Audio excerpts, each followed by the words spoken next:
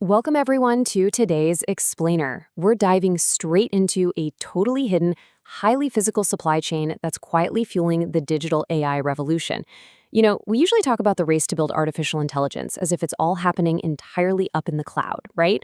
Like this invisible, pristine exchange of digital data. But today we're looking at the very real, very physical cost of this race. We're going to explore exactly how the printed word is literally being transformed into a consumable, single-use raw material. So let's kick things off with a bizarre mystery that's been unfolding recently. All across Europe and North America, there is this silent industrial-scale operation just sweeping through secondhand bookstores, antique shops, and archives. Basically, proxy buyers, people acting secretly on behalf of massive tech firms, have been quietly snapping up thousands of rare, physical, out-of-print books. We're talking everything from old novels and textbooks to rare folklore collections and obscure foreign language editions. And the obvious question you immediately have to ask is why? What do advanced AI labs want with all this dusty, aging paper? Well, the shocking reality is they're definitely not building some noble digital library to preserve human knowledge. Actually, as some incredible exposés from 404 Media and the Washington Post recently revealed, they're physically destroying these books to feed large language models. It's a practice known as destructive scanning. Millions of physical pages are being acquired for one specific purpose: to be chopped up, ingested into digital databases, and then pulped forever. Which brings us to Section 1, the great book Vanishing. The sheer scale and secrecy of this whole operation is honestly staggering. As I mentioned, these massive tech firms are using proxy intermediaries to secretly buy up physical books. We're talking about automated middle-of-the-night bulk orders gobbling up anywhere from 1,000 to literally over 1,000,000 titles in a single go. And they're targeting highly specific stuff: obscure 1970s academic texts, regional folklore, deep technical manuals.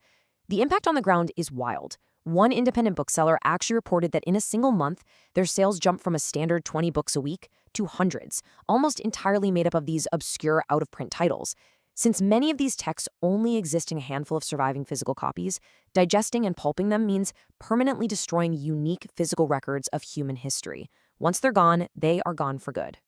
Moving on to Section 2, hitting the data wall.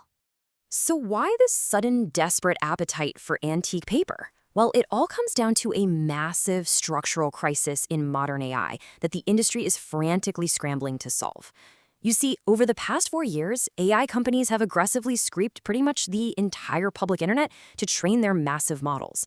But in doing so, they hit this catastrophic problem that turned the open web into a minefield of pollution. It's a phenomenon known as data poisoning.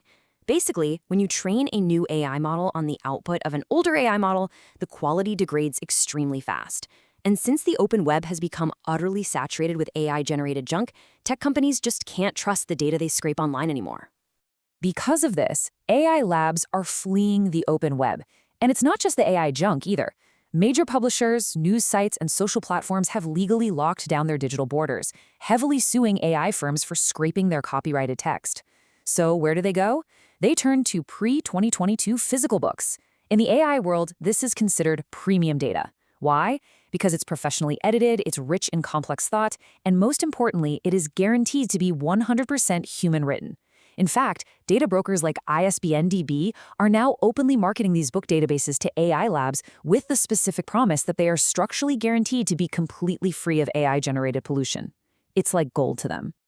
Let's look at Section 3, high-tech book birding. Now, the crucial thing to understand here is that non-destructive scanning, carefully turning pages by hand or using those high-end overhead cameras, it's just too slow, too painstaking, and way too expensive for tech firms operating on these aggressive breakneck deployment deadlines. To them, preservation is just an unnecessary bottleneck. So instead, they rely on a destructive scanning process. After acquiring the books via proxy, they use massive hydraulic-powered cutting machines to cleanly slice the spine right off the book, separating every single page with just brutal efficiency. Those loose pages are then rapidly run through high-speed production scanners. And once those digital pixels are extracted, the physical paper is simply discarded, recycled, or pulped into absolute oblivion. And listen, this isn't some small, fringe operation we're talking about. The sheer scale of this was blown wide open when the Washington Post reviewed over 4,000 pages of unsealed court files in a copyright case involving the AI company Anthropic. Hidden inside those files was a massive operation codenamed Project Panama. The filings allege that within just about a year, the company spent tens of millions of dollars acquiring and slicing the spines off millions of books.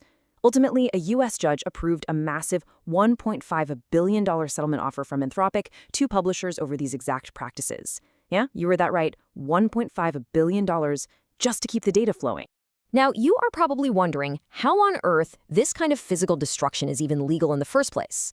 Well, that brings us to a foundational legal principle in the United States called the first sale doctrine.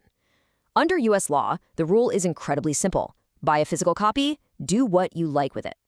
Once a company legally purchases a physical copy of a book, it owns that physical object outright. It has every legal right to cut it, burn it, or, in this case, run it through an industrial destructive scanner. Furthermore, a major 2025 federal judge ruling completely solidified this practice on the digital end of things. The judge ruled that converting those legally bought physical books into digital text for internal AI training actually constitutes fair use. But there is a key caveat here. It's fair use as long as those digital copies aren't redistributed to the public. So as long as the text stays safely hidden away inside the walls of the AI lab to train their model, destroying the physical book to get that text is completely 100% legal. All of this leads us to Section 4, the fight for preservation. Even though it's strictly legal, that hasn't stopped a massive global public backlash against the destruction of these unique physical records. As news of this industrial-scale pulping spread, key figures in the tech and AI world actually began weighing in. Responding to the reports on X, Elon Musk took a pretty direct jab at rival AI labs and revealed that he issued explicit instructions to his own team at XAI. He stated, "I have asked the XAI team to preserve any rare books in a library and scan them the hard way versus just cutting off the spine and scanning." Similarly, Dr. Vishal Sikka, the former CEO of Infosys, stepped into the conversation with this really poignant plea to the industry. He asked companies to please preserve these voyages for the generations to come, which I think perfectly highlights the deep ethical dilemma at the absolute center of this issue. Are we really willing to sacrifice our physical history just to accelerate the arrival of artificial general intelligence? And the really frustrating part for a lot of archivists is that non-destructive methods absolutely do exist. They just require a little bit of patience. Google, for example, successfully used non-destructive overhead cameras on library books and returned them completely intact. But perhaps the greatest example out there is the Internet Archive. Since 2006, they have digitized over 25 million books. Instead of using cold hydraulic spine cutters and automated robotic page turners, they use custom-built, human-operated spanning workstations called scribes. These are designed specifically and warmly to protect delicate and rare bindings. It absolutely can be done. We're also starting to see international pushback at the government level too. In response to these aggressive scraping and acquisition tactics from AI labs, Australia recently announced a national AI strategy and an entirely new office for AI. Prime Minister Anthony Albanese actually drew a hard line, stating firmly, "Not everything produced in Australia is up for grabs." This signals a very clear desire to legally protect their local knowledge and historical archives from just being blindly consumed by these massive models.